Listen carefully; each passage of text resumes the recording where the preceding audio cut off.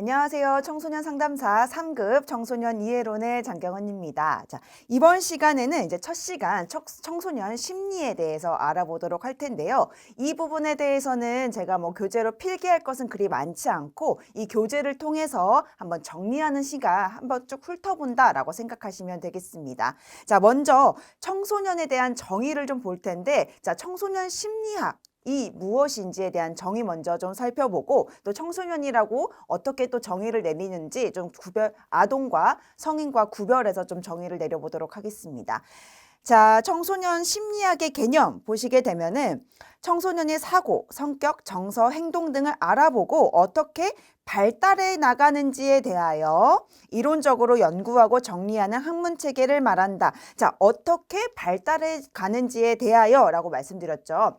청소년이라고 하는 것은 하나의 발달 과정상에 존재하고 있다라고 보시면 되겠습니다. 우리가 아동부터 성인까지 가기에 그 중간 단계, 그 발달 단계 과정에서 나타나는 시기다라고 보시면 되고요. 그 아래 청소년은 가정, 학교, 친구 등 사회 환경의 영향을 받으면서 서로 상호작용하면서 성장한다라고 나타나져 있습니다. 이런 발달 과정상에 존재하고 있는 이 청소년들이 어떤 특징의 심리를 가지고 있는지를 살펴보는 학문이 청소년 심리학이다라고 생각하시면 되고요. 자, 그 아래 청소년 정의를 좀 살펴볼 텐데 이 청소년이라고 하는 것은 아동과 그리고 또는 성인과 어떻게 구별해서 정의가 내려져 있는지 그 특징 등이 어떻게 정의에 반영되어 있는지를 좀 살펴보도록 하겠습니다. 자, 동그라미 1번. 청소년은 아동과 성인의 특징을 부분적으로 지니고 있으면서 양쪽 어디에도 속하여 있지 않은 과도기적인 존재다라고 나타나져 있고 아동에서 성인까지의 각이 발달 과정상의 중간에 있는 단계가 청소년기다라고 생각하시면 되고 이 청소년기 같은 경우에는 이 중간 과정인 이 과도기적인 그런 발달 과정에 있다라고 생각하시면 되고요. 자, 그 아래 생식 능력 유무 관점 여기서 말하는 생식 능력 유무 같은 경우에는 우리가 대표적으로 말할 수 있는 2차 성징에 대한 이야기를 생각하시면 되겠습니다. 자, 소년 또는 소녀 같은 경우에는 2차 성징이 오지 않은 전 단계다라고 생각하시면 되고 청소년기 같은 경우에는 2차 성징기 발달 과정에 있는 단계라고 생각하시면 쉽게 여러분들 외우실 수 있을 것 같아요. 자, 그 아래 청년과 구별된다라고 나와져 있죠. 자, 청년과 구별이 된다라고 하는 것은 자, 성장과의 차이라고 생각하시면 돼요. 우리가 키가 크건 키가 작건 간에 우리 청년은 우리가 더 이상 성장하지 않는다. 몸의 변화가 일어나거나 아니면 성격의 변화가 크게 달라지거나 이렇게 되지 않는 존재라고 생각하시면 되고 이 청소년기 같은 경우에는 발달 과정, 그러니까 아동에서 성인기까지의 발달 과정에 있는데 신체적으로 또는 성격적으로도 계속 변화해가는 성장의 과정이 있다라고 생각하시면 돼요. 그래서 성장의 진행 여부에 따라서 청년과 그리고 청소년을 구별하시면 되겠습니다. 그러니까 청소년은 그러니까 청년 같은 경우에는 청소년 이후의 단계라고 생각하시면 되겠죠. 자, 그리고 그 아래 청소년은 발달 과정상 다른 시기와 차별되는 독특한 특징을 가지고 있다. 자, 우리가 그냥 생각만 하더라도 우리가 청소년기 같은 경우에는 질풍노도의 시기, 2차 성징, 그러니까 그들만의 뭔가 독특하고 어려운, 해석하기가 어려운 그런 시기를 거치고 있는 과정에 있다라고 우리가 기본적으로 생각하고 있잖아요. 이 청소년기 같은 경우에는 그렇지 않다라고 정의 내리는 학자들도 있기는 하지만 어찌됐든 독특한 그들만의 특징을 가지고 있더라라고 하는 게 보편적인 정의다라고 생각하시면 되겠습니다. 자, 그래서 청소년의 정의는 과도기적인 존재, 소년과 소녀와 구별되는 생식 능력 유무에 따라서 구별되는 존재, 그리고 성장 진행 여부에 따라서 청년과 구별된다. 그리고 독특한 그들만의 특징을 가지고 있다. 이 네 가지의 이 청소년의 정의뿐만 아니라 특징이다라고 생각하시면 되겠습니다. 자, 3번 양가로 3번 청소년기의 구분 같은 경우에는 여러분들 그냥 한번 살펴봐 주시면 되고 정말 중요한 건 그 아래 청소년 관련법상의 청소년의 호칭과 연령을 좀 중요하게 보시면 좋을 것 같은데 기출이 뭐 14년, 17년, 20년에도 나왔다시피 종종 보기로도 종종 출제되는 내용이다라고 생각하시면 되겠습니다.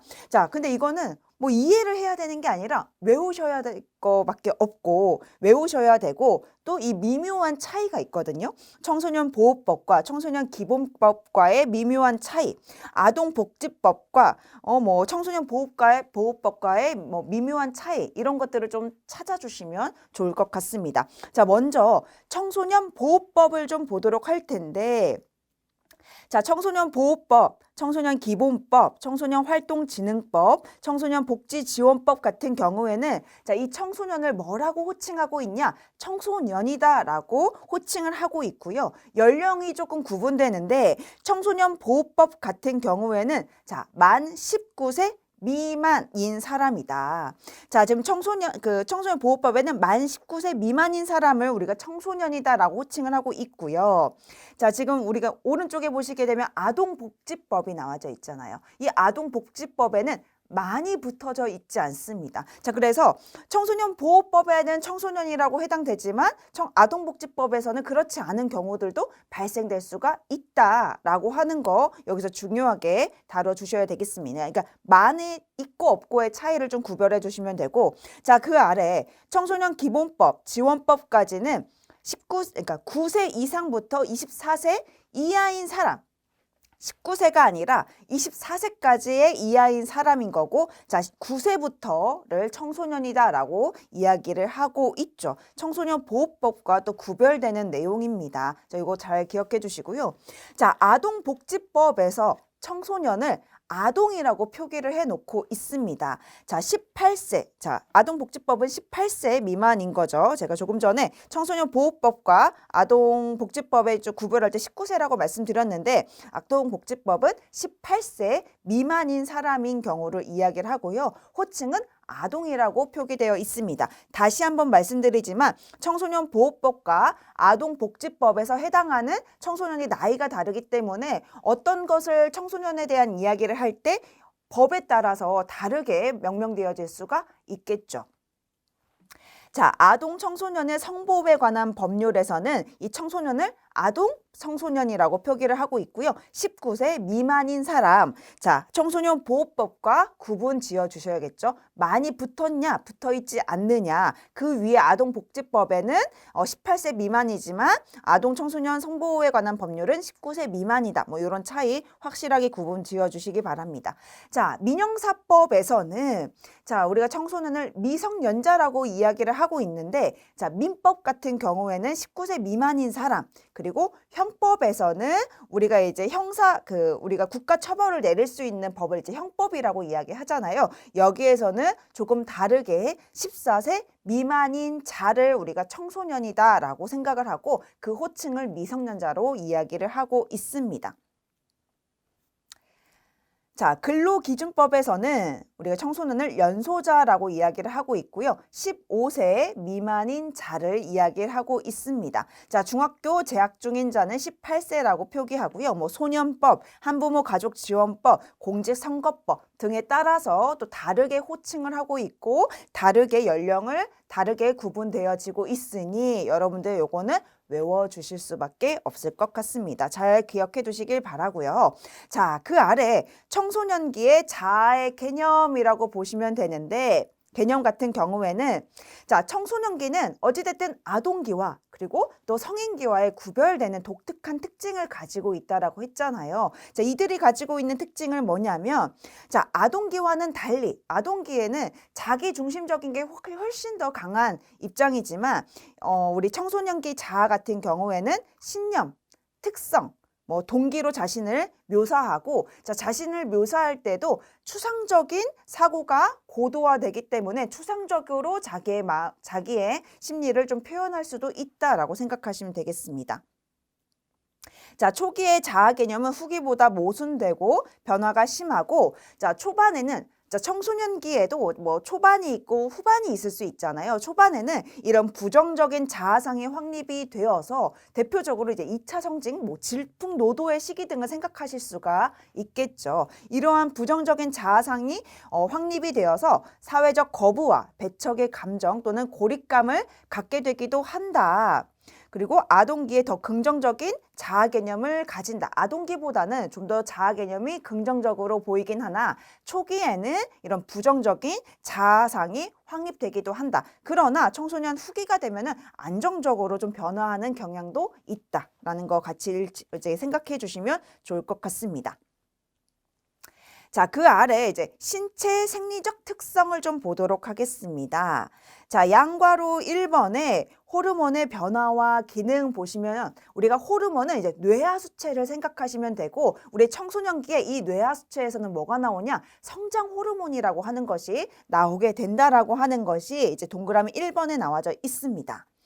자, 호르몬은 신체 내부에 있는 화학 물질로 내분비선에서 분비되어 혈류를 통해 신체 각 부위에 운반이 되는데 자, 뇌하수체는 그 옆에 뇌하수체는 성장 호르몬을 분비한다라고 나와져 있죠.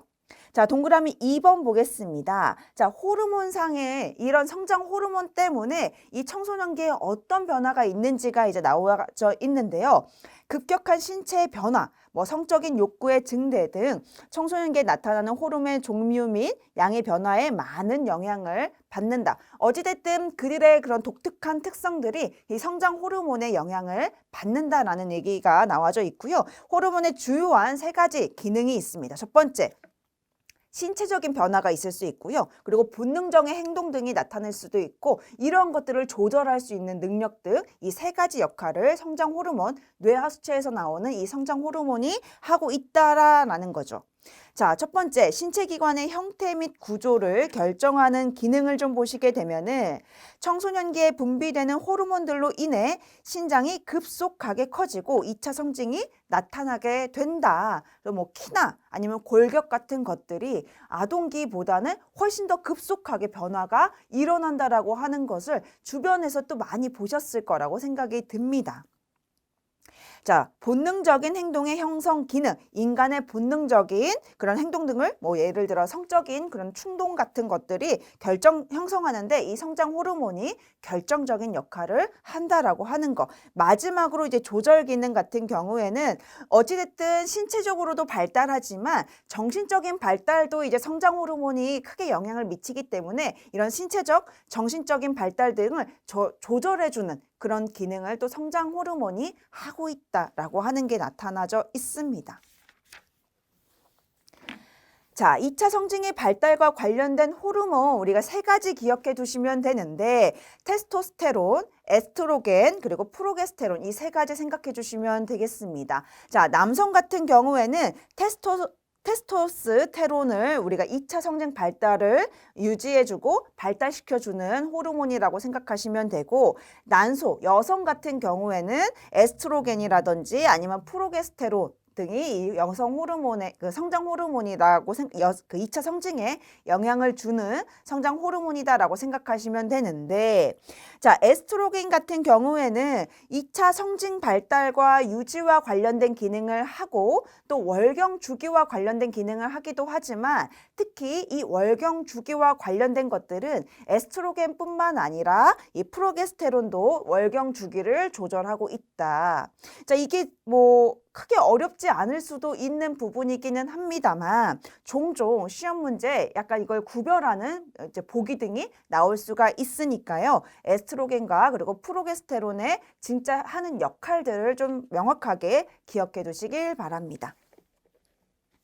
자, 3번 성장 폭발이라고 나와져 있습니다. 자, 청소년기에 들어서면서 우리가 이제 본능적으로 뭐 신체적으로 뭐 본능적인 역할들도 크게 발달하기도 하고 신체적으로 또 정신적으로 크게 성장하고 있음을 우리가 몸소 느끼기도 하고 주변에서 많이 보시기도 몸소 느꼈을 것이고 또 주변에서도 많이 보셨을 텐데 이제 성장 폭발은 청소년기에 들어서면서 여아들의 경우에는 10세 그래서 12세 정도의 남아들 경우에는 12세에서 14세들 정도의 급격하게 키와 체중이 늘게 되는 현상. 보통 일반적으로 남성보다 여성이 조금 더 빠르게 성장을 하지만 나중에 그 이후에는 남성들이 또 급격하게 성장하고 있다라는 걸 이제 여러분들 많이 보셨을 거라고 생각이 들고, 이 시기를 우리는 성장 폭발의 시기를 2차 성징기다라고 생각하시면 되겠습니다.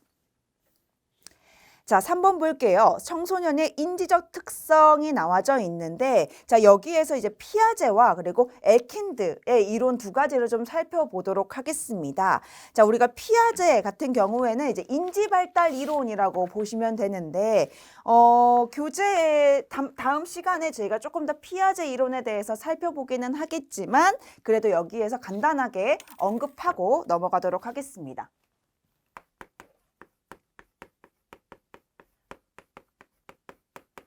자, 피아제 같은 경우에는 이제 우리가 인지발달 4가지 단계를 이야기를 하고 있습니다. 그 4가지 단계 중에 청소년기에 해당하는 것은 교재에 나타나 있는 것처럼 형식적 조작 사고 하고 있는 단계다라고 생각하시면 되는데, 이 피아제는요, 4가지의 인간 아동부터 성인까지 이 4가지 단계를 이제 이야기를 하고 있습니다. 먼저 감각 운동기예요. 우리가 이제 발달 심리에서 많이 이제 다 배우셨을 텐데 한 번 더 정리한다라고 생각하시면 되고, 자, 0세에서 2세라고 생각하시면 되겠습니다. 감각 운동기에서는 제일 중요한 개념이 뭐죠? 대상 영속성입니다. 자, 대상 영속성 같은 경우에는 그 대상이 사라지더라도 다른 장소에 계속 그 자리에 유지하고 있겠구나라고 하는 것이 감각 운동기 0세에서 2세 사이에 갖게 되는 이제 그 발달 모습이다라고 생각하시면 되겠습니다. 자, 두 번째 같은 경우에는 이제 전조작기예요. 자, 전조작기 같은 경우에는 우리가 2세부터 7세, 자, 7세까지 나타나게 되는데, 여기서부터는 이제 우리가 언어를 사용하기 시작하죠. 언어 능력이 발달하는 시기다라고 생각하시면 되고, 자, 보지 않는 것을, 그러니까 보이는 것들은 지각할 수가 있지만 보지 않는 것들은 지각하는 능력은 없습니다. 않는 것을 지각하지는 못한다라고 하는 게 이제 전조작기의 특징이다라고 생각하시면 되고요. 자, 그 다음에 이제 전조작기 다음에는 구체적 조작기 단계가 있습니다.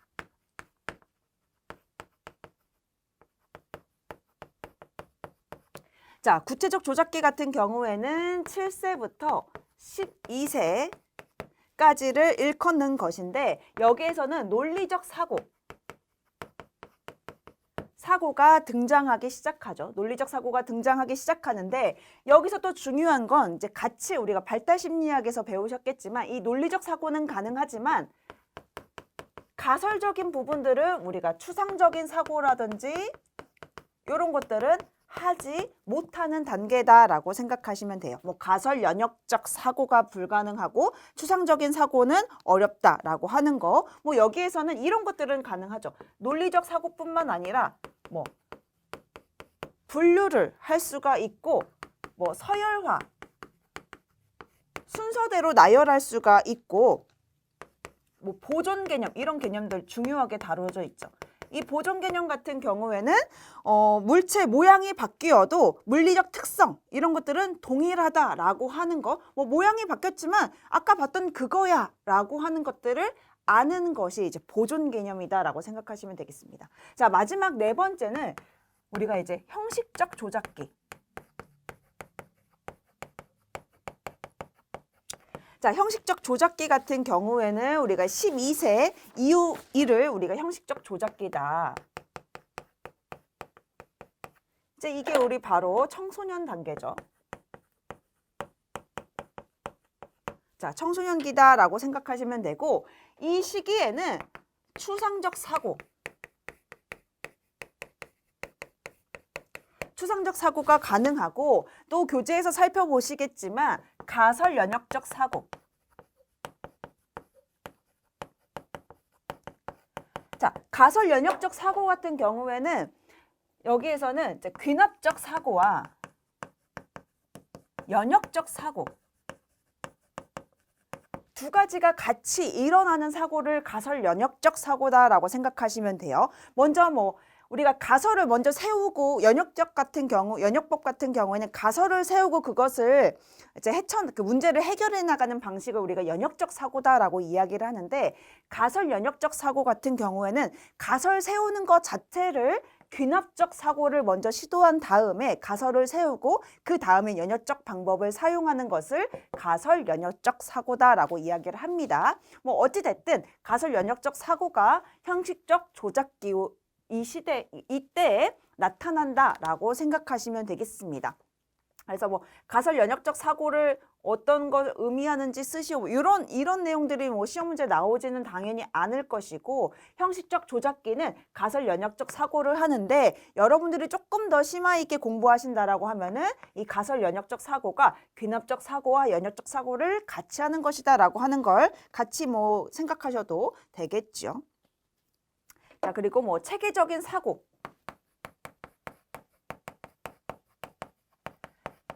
체계적인 사고를 통해서 문제를 해결할 수 있는 이때가 이제 형식적 조작기다. 이때가 이제 청소년기다라고 기억해 두시면 되겠습니다. 자, 이 내용을 가지고 교재를 한번 보도록 할게요. 자, 피아제가 제시하는 형식적 조작은 다음과 같은 세 가지 특징을 갖고 있는데, 가설을 설정하고 이를 전제로 추론하는 명제적 사고, 우리가 추상적이고 가설적 사고를 우리가 형식적 조작기에 한다라고 말씀드렸죠. 자, 문제 해결 과정에서 관련 변인들을 추출하고 분석하며 이를 상호 관련지어 통합하는 결합적 분석, 그 아래 구체적 대상의 존재 여부와 관련 없이 추상적 사고를 전개하는 추상적 추론을 하고 있다. 우리가 추상적 사고, 가설 연역적 사고, 체계적 사고 등을 하고 있다라고 하는 게 나타나져 있는 것이죠.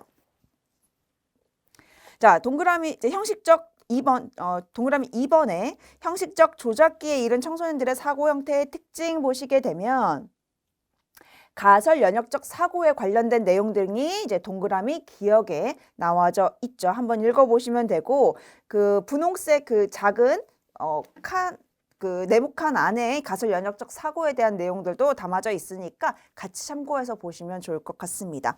자, 우리가 정말 중요하게 여기는 것은 동그라미 3번 형식적 조작기의 구체적 특징이 이제 중요하게 다루어야 되겠죠. 자, 동그라미 기억, 구체적이고 실제적인 상황을 넘어서 추상적으로 사물을 다룰 수 있는 단계다. 그 아래 논리적 상호가 가능해진다. 그 아래 가설 연역적으로 추론한다. 동그라미 리을, 문제 해결 과정에서 모든 가능성에 대해 논리적 체계적으로 시험하는 조작적 통합적 사고적 분석을 하고 있다. 추리력과 적응력이 발달하고 사물의 인간관계를 터득할 수 있다. 그 아래 상징적 표현 방식 등에 해당된다라고 나와져 있죠. 이런 형식적 구체적인 특징들, 형식적 조작기의 구체적인 특징들 잘 기억해 두시면 되고, 이 세 가지의 특징들만 조금 알고 계시면은 다른 문제를 유추하는 데는 어려움은 없을 거라고 생각이 듭니다. 자, 엘킨드의 이제 자아중심성 이론 같은 경우에는 여기서 이제 엘킨드가 이제 자아중심성에 대한 자아중심성에 대한 이야기를 하게 되었는데, 자아중심성이라고 하는 게 무엇이냐? 자기 자신에 대해서 너무나 몰두한 나머지 몰두한 현상을 우리가 자아중심성이다라고 이야기를 하는데, 이 엘킨드는 이 자아중심성을 청소년기의 특징이다라고 이야기를 하게 됩니다. 청소년기의 특징이라고 이야기를 하는데, 그 두 가지의 이제 특징이 상상적 청중과 교재에 나와져 있듯이 상상적 청중과 그리고 개인적 우화다.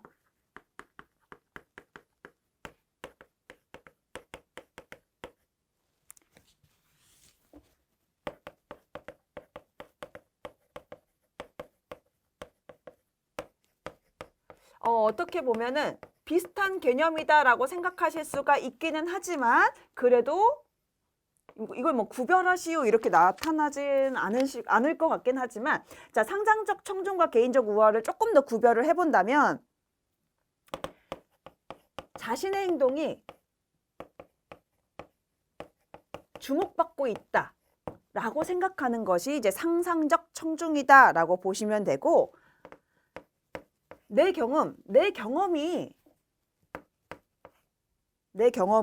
자신의 경험이, 내 경험이 독특해. 그래서 네가 경험한 것과 내가 경험한 것은 달라. 독특하다. 그래서 나를 이해할 수가 없어. 나를 이해할 수 없어. 독특해서 나를 이해할 수 없어. 내 마음은 아무도 몰라. 뭐 이렇게 이야기하는 게 이제 개인적 우화다. 그래서 이 엘킨트의 이 자아 중심성이 나타나져 있는 대표적인 개념 두 가지다라고 생각하시면 되겠습니다. 이와 관련된 것들이 이제 교재 쭉 나와져 있는 거예요. 교재 보도록 할게요. 기억 보시게 되면은 청소년기의 이제 상상적 청중, 동그라미 기억에 청소년기에 과장된 자의식으로 인해 자신이 타인의 집중적인 관심과 주의의 대상이 되고 있다라고 믿는 것이죠. 그러니까 나는 내 행동이나 내가 다른 사람들이 나만 보고 있어 라고 생각하는 인지적인 경향성을 가지고 있다. 자, 피아제도 한번 조금 더 다시 말씀드리자면 엘킨드도 그리고 피아제도 인지 발달에 대한 이야기를 하고 있기 때문에 인지적 발달의 경향성이다라고 생각하시면 돼요. 그들이 이야기하고 있는 개념들은 인지적인 관점에서 이야기를 하고 있다. 생각의 차이다라고 이야기하는 것이죠. 동그라미 니은, 이러한 경향은 자기 자신이 주변 사람들의 끝없는 관심의 초점이라고 느끼고 결과적으로 자기 자신이 매우 독특하고 특별한 존재라고 인식하게 된다. 동그라미 딕은 형식적 조작 사고가 가능해짐에 따라 자신의 생각과 관념에 사로잡혀 나타나는 현상이다. 자, 개인적 우화 보시겠습니다.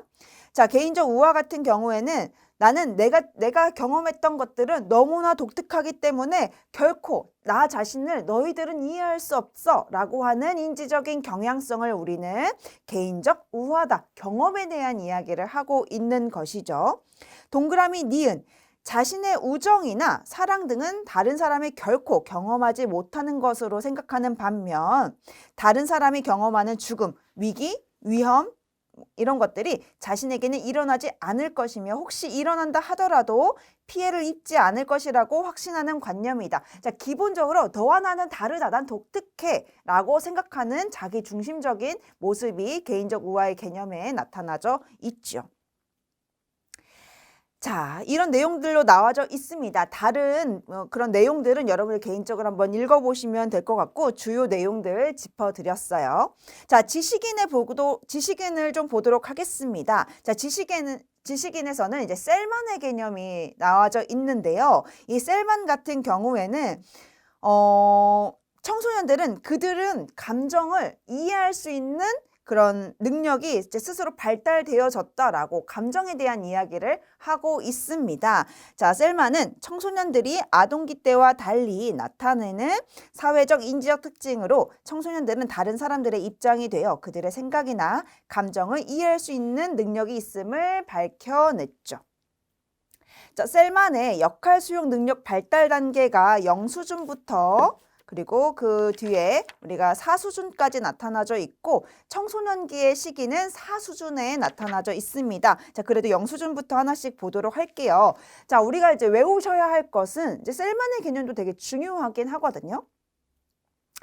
자, 어떻게 뭘 중요하게 좀 보셨으면 좋겠냐면, 자, 0수준은 자기 중심적인 역할 수용 단계, 그러니까 자기 중심적으로 생각하는 거죠. 타인의 의도를 전혀 파악하지 않는 단계다. 이게 0수준입니다. 그 나이는 3세에서 6세라고 생각하시면 되고 외우셔야 될 것은 0수준, 자기 중심성 수준 이렇게 좀 외워주시면 좋을 것 같아요. 자, 그다음에 이제 1수준 같은 경우에는 뭐 사회적 정보적 역할 수용 단계, 뭐 단독적이고 일방적 수준이다라고 이야기를 하고 있는데, 자, 타인을 인식하기는 해요. 그러니까 단독적으로 일방적이다라고 하는 건 타인을 인식하기는 하지만 이해하지는 않는 거죠. 어찌됐든 또 자기중심적으로 생각하는 수준이다라고 생각하면 됩니다. 영수증 같은 경우에는 타인의 의도, 타인을 인정 이런 것들은 아예 하지 않지만 1수준에는 타인을 인정하고 의도는 알긴 알겠지만 결국에는 이해하지는 못하는 것이다 라는 거, 이게 1수준이 나타나져 있죠. 뭐 1수준의 이제 특징의 내용이 뭐냐면 두 번째 줄에 보시게 되면은 타인과 자신의 시각이 다름을 이해하기는 하지만 타인이 자신과 같은 입장이나 상황이라면 자신과 같은 행동을 했을 것이라고 믿는다. 결국에는 자기중심적인 모습을 나타내는 것이죠. 자, 이 수준 같은 경우에는 이제 호혜적 수준인 거죠. 여기에서는 이제 자기 반영적 내용이 담아져 있는데 자기 성찰을 하긴 합니다. 그리고 자아 숙고가 더해지기는 하죠. 그래서 자신의 심리적 의도에 따라서 행동이 이루어졌음을 알게 되는 것입니다. 자, 3수준 같은 경우에는 이제 상호 이해가 이루어지는 단계다. 그래서 상호적 수준이다라고 외워주시면 되는데 10세에서 12세까지에 나타내고 객관화된 상호 이해 조망 능력 수준. 다른 사람의 관점이나 자신의 관점을 제3자 입장에서 보다 객관적인 판단을 하는 시기다라고 보시면 되고 마지막 4수준 같은 경우에는 나와 타인 이해를 넘어서서 사회적인 조망까지 이루어진 단계다라고 보시면 되겠습니다. 이 시기가 바로 청소년기가 해당하는 시기다라고 보시면 되고요. 뭐 사회의 관습적 체계 역할 수용 단계 이렇게 외워주시면 될 것 같아요. 그래서 0수준은 자기중심적으로 생각하는 수준, 1수준은 일방적이고 단독적인 수준이긴 하지만 타인을 어쨌든 인식하는 수준. 세 번째 단계 같은 경우에는 자기 숙고가 된 상태에서 상대방을 바라보고 있고 3수준 같은 경우에는 객관화된 상호 이해 능력을 가지고 있고 그 다음에 마지막 4수준은 좀 더 나와 타인을 넘어서서 사회적인 관점에서 바라보고 있는 수준이다라고 외워두시면 되겠죠. 자, 마지막 네 번째 보겠습니다. 정서적 특성과 사회적 특성 쭉 읽어보시면 크게 어렵지는 않으실 거예요. 하지만 한번 밑줄 그어보도록 하겠습니다. 자, 정서적 특성 같은 경우에는 강도 높은 정서적인 경험을 한다. 우리가 그냥 대표적으로 청소년기는 질풍노도의 시기, 2차 성징기 이런 것들을 2차 성징을 겪으면서 이 청소년 스스로 자기를 바라볼 때 그런 놀람들 아니면 이제 알 수 없는 그런 감정들을 갖게 됨으로써 강도 높은 정서적인 경험을 하게 된다. 이것이 바로 이제 질풍노도의 시기다라고 명명 지어지고 있죠. 자, 격렬하고 쉽게 동요되는 경향이 있고 신체, 생리적 변화는 강렬한 정서적 불안정성을 유발한다. 심리사회적 압박은 강한 정서적 불만이나 갈등을 유발한다. 정서를 자극하는 것은 부모와의 갈등 등 주로 대인관계의 문제이다. 맞죠? 자, 강도 높은 정서들을 용납할 수 없을 때 무의식적으로 방어기제를 사용한다. 자, 우리가 프로이드에 대해서도 이제 앞으로 좀 살펴보기는 할 텐데 프로이드가 제시한 이제 방어기제들이 이제 청소년기에 많이 나타나고 있다라고 나타나져 있죠. 이 방어기제가 나타날 수밖에 없는 것은 어찌됐든 정서적인 불안정성이 나타나게 되잖아요. 이런 불안정성을 표현하는 방식을, 자기를 보호하는 방식은 이제 이런 방어기제가 자기를 보호하게 되는 것이죠. 그래서 방어기제를 사용하고 있다. 자기의 이런 자기의 불안정성을 표현하는 방식을 이제 방어기제로 하고 있는 것이죠. 이런 내용들이 쭉 나와져 있고요. 사회적 특성 같은 경우에는 어찌됐든 아동기와는 다르게 부모와 좀 개별적으로 활동하고 싶어라 하는 모습들이 나타나고 동성, 이성 친구들이 이제 눈에 보이기 시작하는 시대입니다. 자, 3번 또래와의 관계는 자신의 정체감을 형성하고 유지하는 데 필요한 심리적, 사회적 지지를 얻게 한다. 이런 내용들을 담아져 있고요. 사실 이래 정서적 특성, 사회적 특성, 종종 시험 문제에 많이 나오는 부분이긴 하지만 여러분들이 크게 어렵게 느낄 만한 내용들은 아니기 때문에 개인적으로 좀 한번 읽어보시면 어렵지 않으실 거라고 생각이 들고요. 자, 지식인의 우리 인상 형성 같은 경우에도 한번 훑어보시게 되면 크게 어려움 없으실 거라고 생각이 듭니다. 자, 우리가 청소년 심리의 이해 쭉 살펴보았고요. 크게 어려움은 없으셨을 거라고 생각이 듭니다. 특히 이제 우리가 피아자의 형식적 조작 사고 이론 같은 경우에 인지 발달에 대한 이야기를 잠깐 나눴는데요. 그 내용은 앞으로 이제 청소년의 심리적 발달 다음 시간에 좀 더 깊이 있는 내용으로 좀 찾아뵙도록 하겠습니다. 오늘 정말 고생 많으셨습니다. 감사합니다.